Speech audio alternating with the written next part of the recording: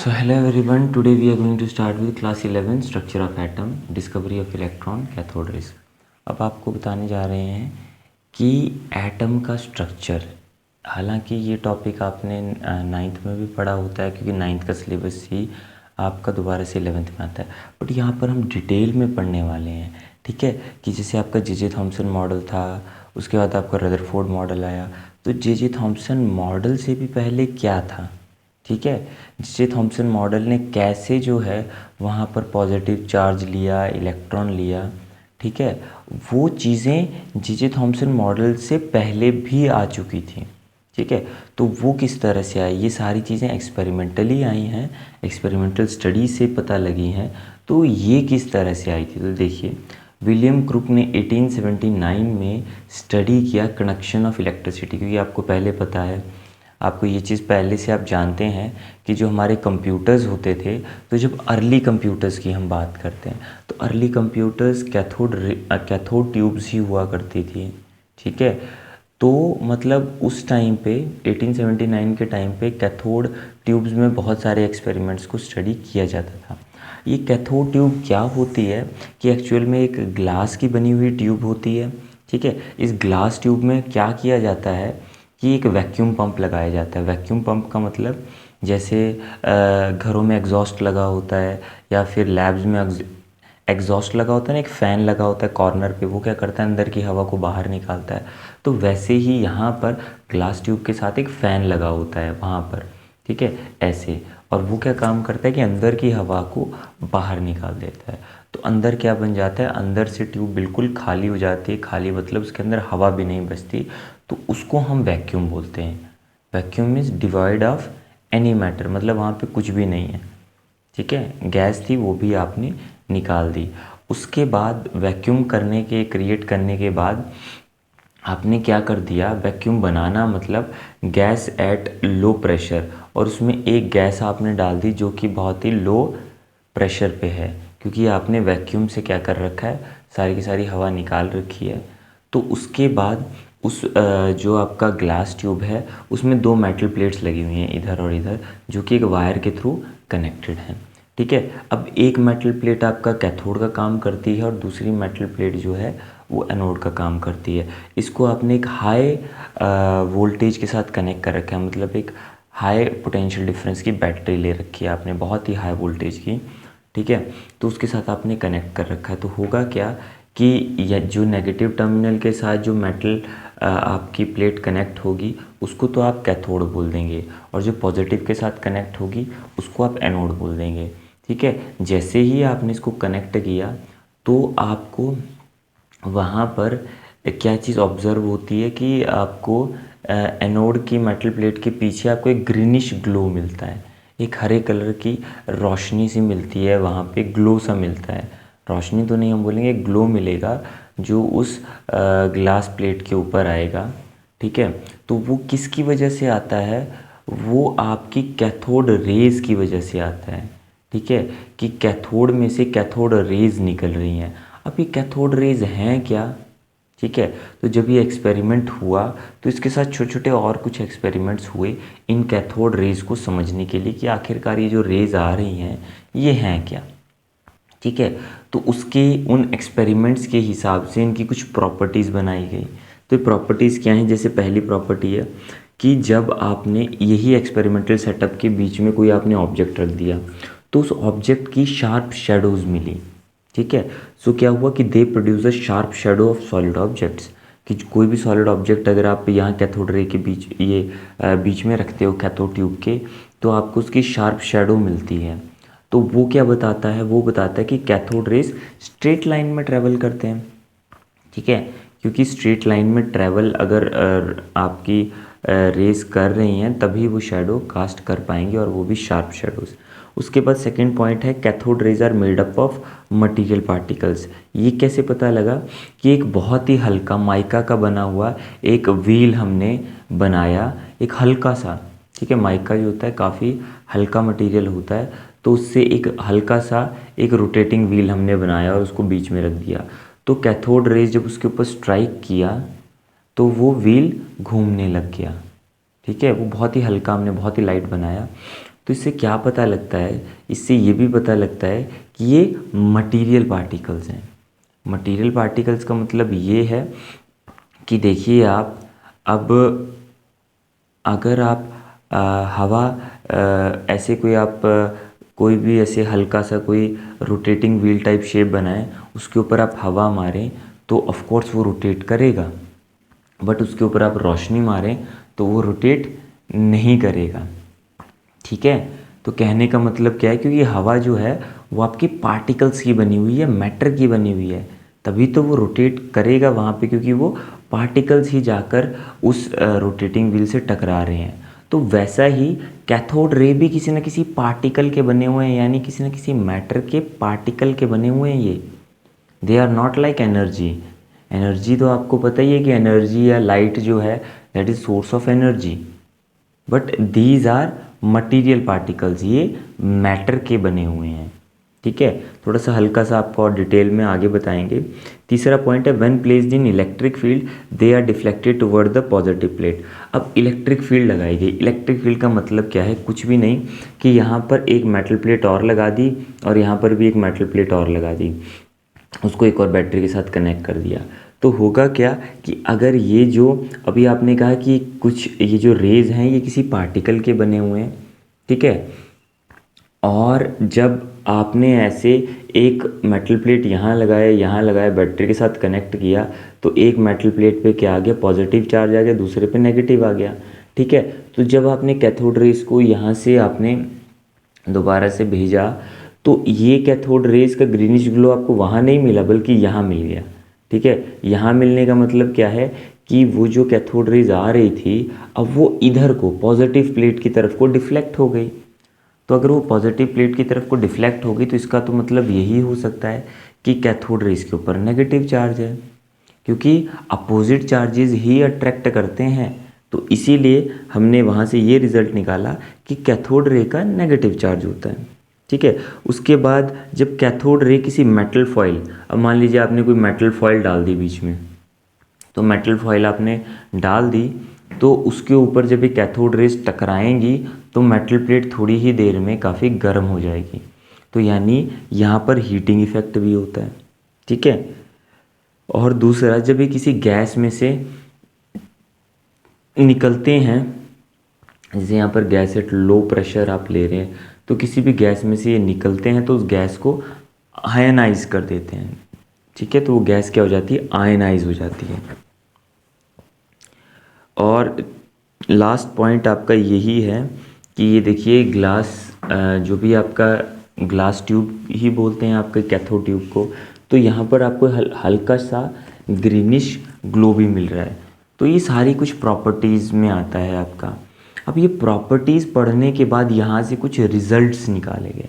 Results क्या निकाले गए कि पहला कि कैथोड रे जितने भी एक्सपेरिमेंट हुए उसके हिसाब से प्रॉपर्टीज़ बनी, वहाँ से एक एक करके हर एक बार ये पॉइंट निकले। पहला कि ये सीधी लाइन में ट्रेवल करते हैं, दूसरा इनका कुछ ना कुछ चार्ज होता है, नेगेटिव चार्ज है, तीसरा ये मटेरियल पार्टिकल्स हैं यानी मैटर के ही छोटे पार्टिकल्स हैं, चौथा कि ये जो है आपका ये हीटिंग इफेक्ट करते हैं यानी टकराने पे हीटिंग होती है। ठीक है, पांचवा ये ग्रीनिश ग्लो भी देते हैं। तो कुछ कुछ ये जब आपने ये सारी प्रॉपर्टीज़ की आपने स्टडी, तो वहाँ पर जो साइंटिस्ट आपका जे थॉमसन था, उन्होंने इन पार्टिकल्स को, क्योंकि कहा गया ये पार्टिकल्स है, इन्हीं पार्टिकल्स को उन्होंने इलेक्ट्रॉन्स बोल दिया। ठीक है, तो ध्यान रखना है आपने कि इलेक्ट्रॉन्स क्या हैं। Electrons, this cathode rays are nothing but they are the electrons. तो इस तरह से इलेक्ट्रॉन की खोज हुई। ठीक है, आपको बताया कि इलेक्ट्रॉन की खोज कैसे हुई, तो इस तरह से इलेक्ट्रॉन की खोज हुई। तो अब हम बात करने वाले हैं डिस्कवरी ऑफ प्रोटॉन की, जिनको एनोड रेज भी कहा जाता है।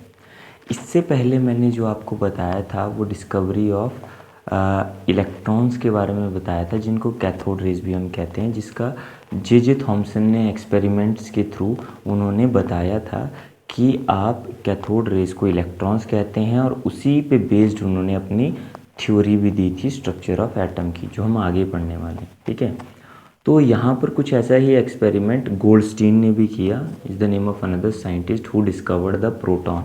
इन्होंने कैसे प्रोटॉन को डिस्कवर किया? एक्सपेरिमेंट तो इन्होंने कुछ कुछ वैसा ही लिया, ठीक है, जैसे जीजी थॉमसन ने काफ़ी एक्सपेरिमेंट्स किए। तो इन्होंने कैथोड ट्यूब में थोड़ा सा चेंज कर दिया। इन्होंने क्या किया कि एनोड तो लिया ही लिया, ठीक है, बट कैथोड में इन्होंने छेद कर दिए, ठीक है, यानी परफोरेटेड कैथोड लिया।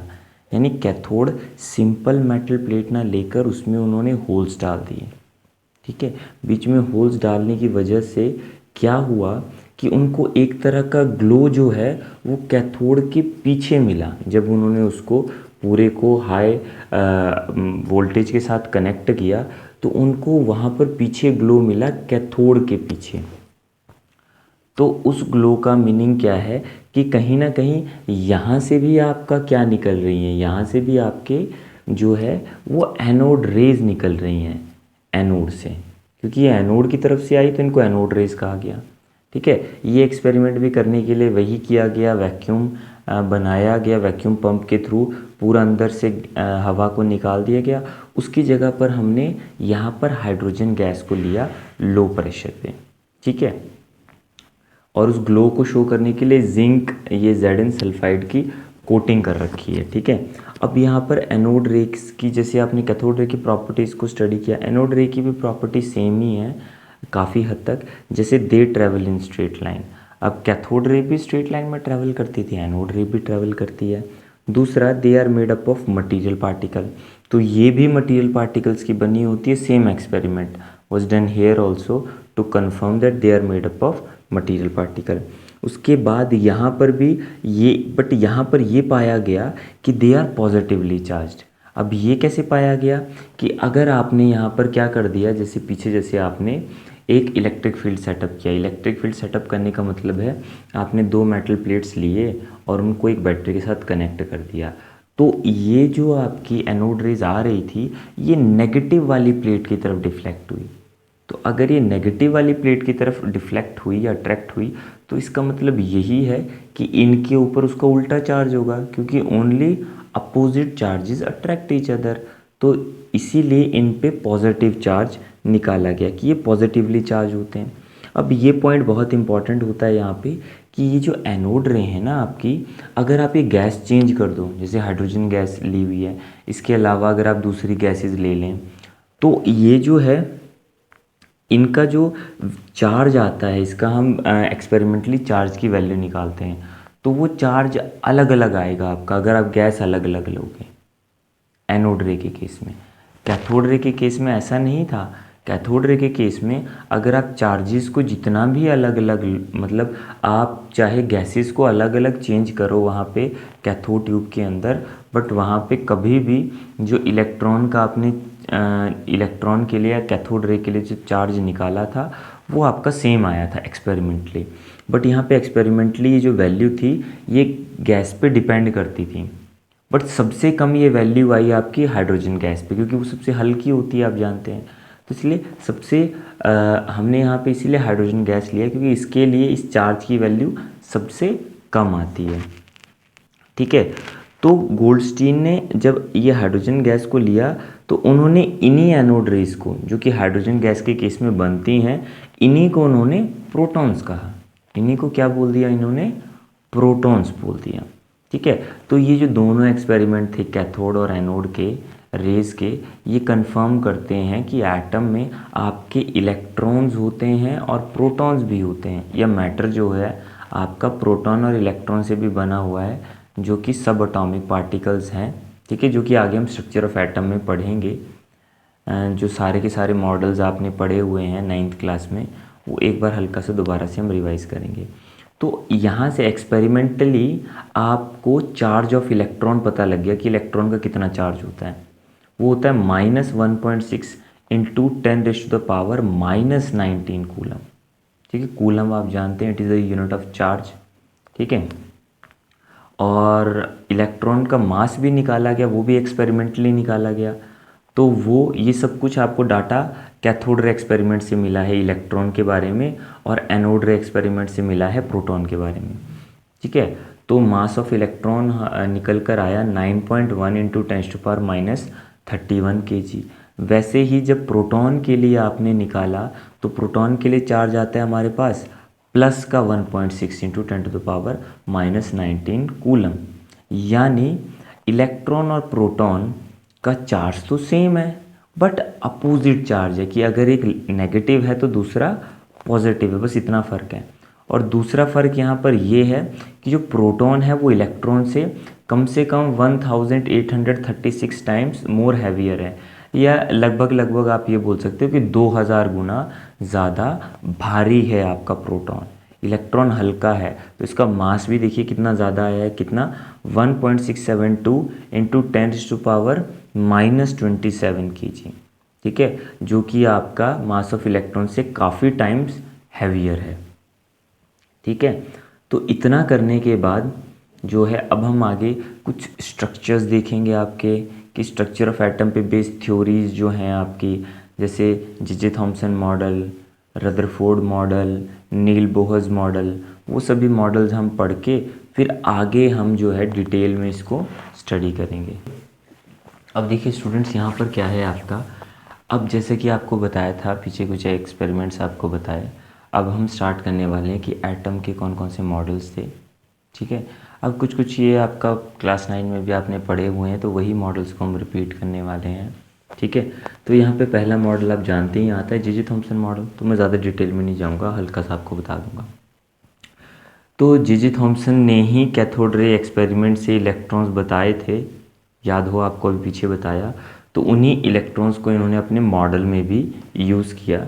इन्होंने क्या कहा कि जे थॉम्सन ने 1904 में ये चीज़ आपका थ्योरी दिया कि एटम जो है वो एक तरह का पॉजिटिव स्फीयर है, ठीक है। एटम क्या है, पॉजिटिव स्फीयर है जिसमें इलेक्ट्रॉन ऊपर से एम्बेड कर रखे हैं, यानी ऊपर से डाल रखे हैं, या फिर आप बोल सकते हो कि उस पॉजिटिव चार्ज के अंदर ही इलेक्ट्रॉन्स बीच में से बिखरे हुए हैं, ठीक है। उनकी कोई प्रॉपर जगह नहीं है, बस उस पॉजिटिव स्फीयर के अंदर वो पूरी तरह से बिखरे हुए हैं।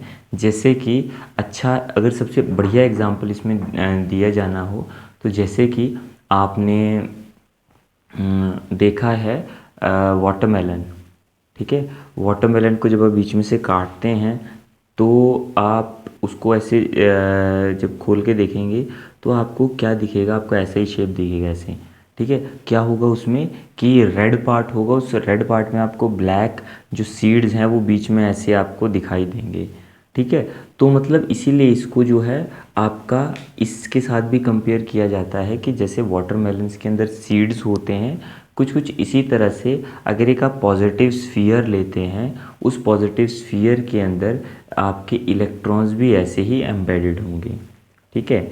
सो यहाँ पर Thomson was able to explain the stability of the atom, ठीक है। Thomson was able to explain the stability, कि एटम जो है वो स्टेबल है, ठीक है। अब एटम किस तरह से स्टेबल है, atom was taken as neutral. Neutral मतलब एटम के ऊपर कोई भी चार्ज नहीं होता।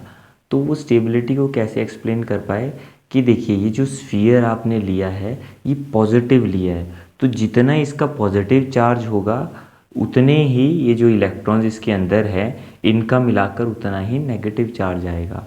तो जब आप दोनों का टोटल करेंगे तो टोटल चार्ज वहाँ पर ज़ीरो आएगा।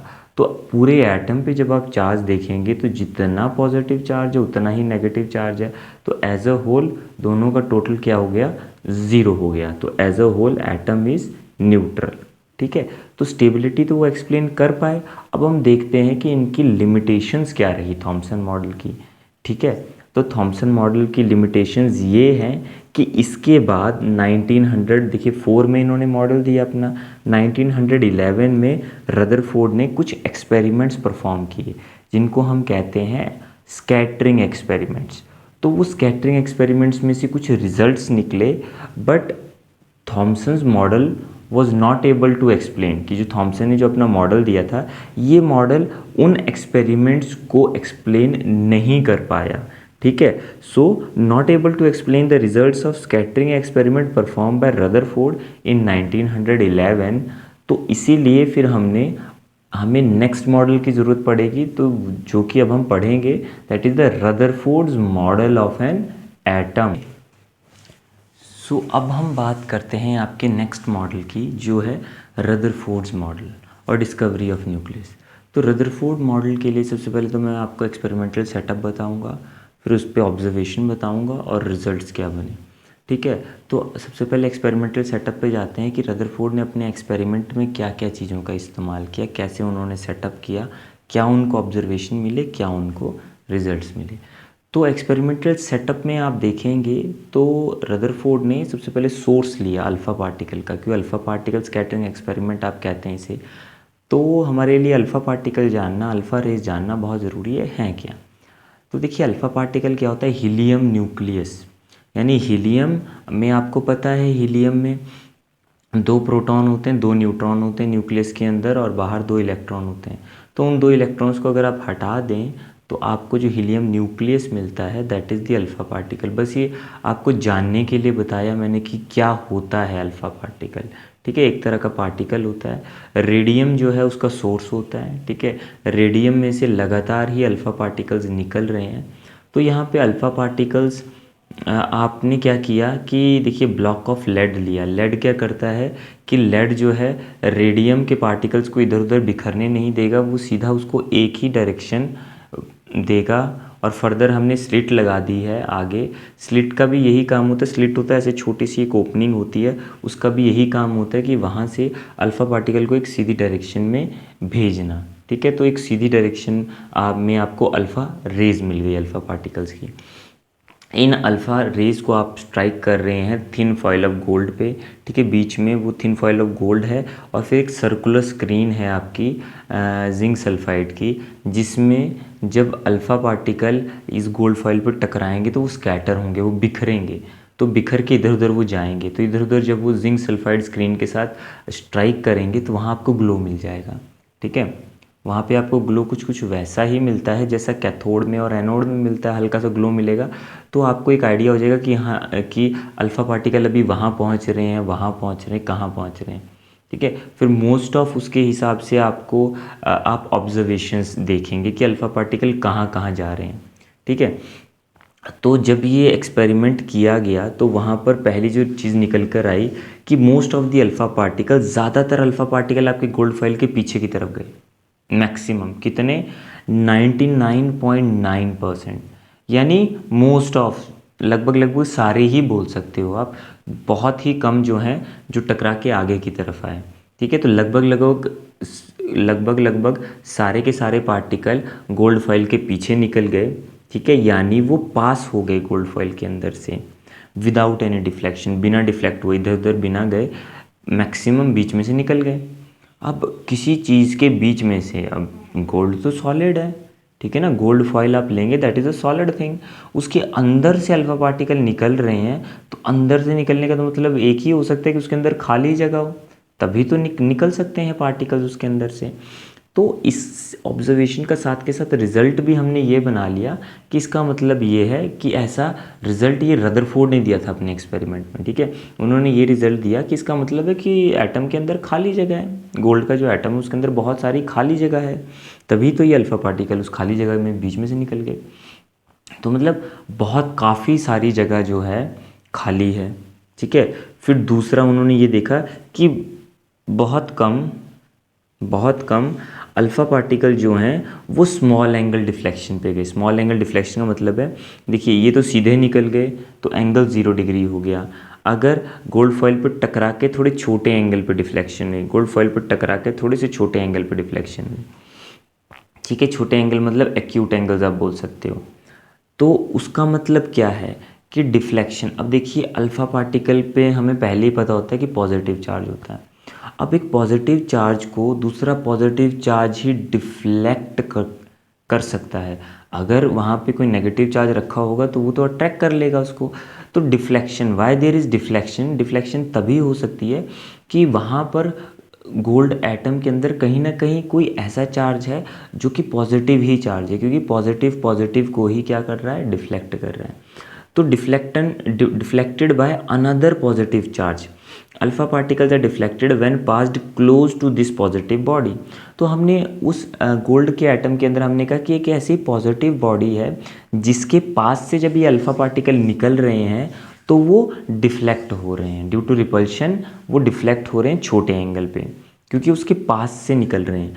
तो ये वो अल्फ़ा पार्टिकल हैं जो छोटे एंगल पे डिफ्लेक्ट होते हैं।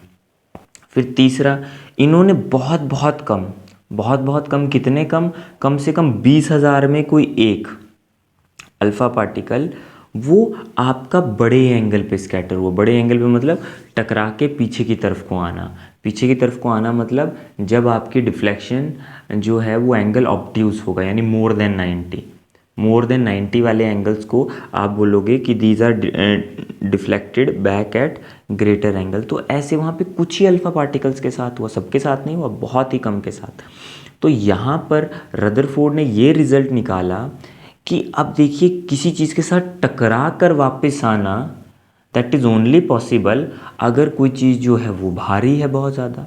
अब मान लीजिए आपने 2 बॉल्स ली, सिंपल एक्सपेरिमेंट, 2 बॉल्स ली, उनका वज़न बराबर है, एक बॉल को आपने दूर रखा और दूसरी बॉल से आपने उसको स्ट्राइक किया। तो आप उसको स्ट्राइक करेंगे तो क्योंकि दोनों बॉल्स का वज़न बराबर है तो टकराने के बाद दोनों ही आगे की तरफ को जाएंगी। क्यों? क्योंकि दोनों का वज़न बराबर है। बट एक बॉल आप हल्की लो और एक बॉल बहुत भारी, मतलब बिल्कुल ही पत्थर की तरह बहुत भारी, या कोई बड़ा सा पत्थर या दीवार ही ले लो, उसके ऊपर आप बॉल मारो। अब वो जो दीवार है या बहुत बड़ा पत्थर है उसका वज़न बहुत ज़्यादा है हल्की बॉल के कंपैरिजन में, तो वो बिल्कुल नहीं हिलेगा, बस आपकी ही बॉल उससे टकराएगी और वापस आ जाएगी। तो यानी अल्फ़ा पार्टिकल टकरा के वापस आ रहे हैं, इसका मतलब क्या है? इसका मतलब ये कि जिस चीज़ के साथ टकरा रहे हैं वो चीज़ कहीं ना कहीं बहुत ही भारी है। तो ये रिज़ल्ट बन गया कि बहुत भारी है। अब साथ के साथ एक और चीज़ कि ये जो टकरा के वापस आ रहे हैं ये बहुत ही कम आ रहे हैं, ठीक है। ये सबसे ज़्यादा सीधे निकल गए और ये बहुत कम जो हैं छोटे एंगल पे डिफ्लेक्ट हुए, और ये तो बहुत ही कम है, बहुत कम, कम से कम 20,000 में एक कोई अल्फ़ा पार्टिकल ऐसा है जो वहाँ पर टकरा के वापस आ रहा है। तो इसका मतलब ये है कि ये अल्फ़ा पार्टिकल इतने कम वापस आ रहे हैं। So since deflected back alpha particles were very small और very few in number, so this shows that the positively charged heavy body, यहाँ से तो पता लगा कि वो बॉडी पॉजिटिवली चार्ज है, यहाँ से पता लगा वो हैवी है, और अब वहाँ पे पता लग रहा है कि वो उसका जो जितनी वो जगह घेर रही है एटम के अंदर वो भी बहुत कम है, ठीक है। क्योंकि अल्फ़ा पार्टिकल एक 20,000 में कोई एक अल्फ़ा पार्टिकल ऐसा शो कर रहा है, तो इसका मतलब है कि वो बहुत ही छोटी जगह ऑक्युपाई कर रही है और बाकी आधी से ज़्यादा जगह तो वहाँ पर खाली है। तो इसी स्मॉल हैवी पॉजिटिवली बॉडी को जो कि एटम के अंदर प्रेजेंट है, इसी को आपने न्यूक्लियस कहा। So in this way Rutherford model was able to give the discovery of nucleus.